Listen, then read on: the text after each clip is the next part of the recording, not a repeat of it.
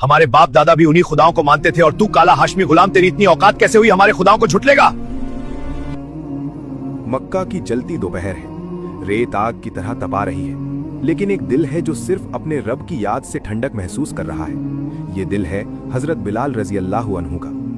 उन्हें जमीन पर लिटा दिया जाता है, जिस्म कमजोर, जिस्मानी ताकत कम, लेकिन ईमान पहाड़ से भी मजबूत। उनके सीने पर भारी पत्थर रखा जाता है।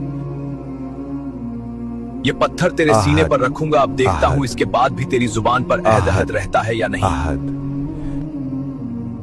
हमारे बाप दादा भी उन्हीं खुदाओं को मानते थे और तू काला हाशमी गुलाम, तेरी इतनी औकात कैसे हुई हमारे खुदाओं को झुठलेगा? वही एक है, सैयदुना अबू बकर रजी अल्लाह अन्हु। चेहरा सुकून से भरा हुआ, आंखों में नरमी और तकलीफ का एहसास।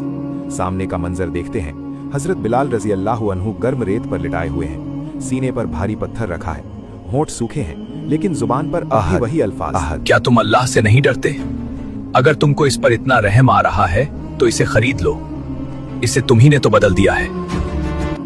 हजरत अबू बकर रजी अल्लाह अन्हु अपनी दौलत में से माल निकालते हैं। कीमत ज्यादा बताई जाती है, बहस नहीं करते। उनके दिल में बस एक बात है, इस कलिमा अहद की हिफाजत करनी है। सौदा तय हो जाता है, जंजीरें खुल जाती हैं, पत्थर हटा दिया जाता है। हजरत बिलाल रजी अल्लाह अन्हु का जिस्म कमजोर है, उठने की ताकत कम, लेकिन चेहरा नूर और सुकून से भरा हुआ। अबू बकर रजी अल्लाह अन्हु उनका हाथ थामते हैं और नरमी से फरमाते हैं, उठो ए बिलाल, आज से तुम किसी इंसान के गुलाम नहीं रहे, आज से तुम अल्लाह के लिए आजाद हो। अगर तुम तौहीद पर कायम रहना चाहते हो तो कमेंट में लिखो ला इलाहा इल्लल्लाह। एक मोमिन बंदे का अपने रब पर पूरा भरोसा और मोहब्बत है।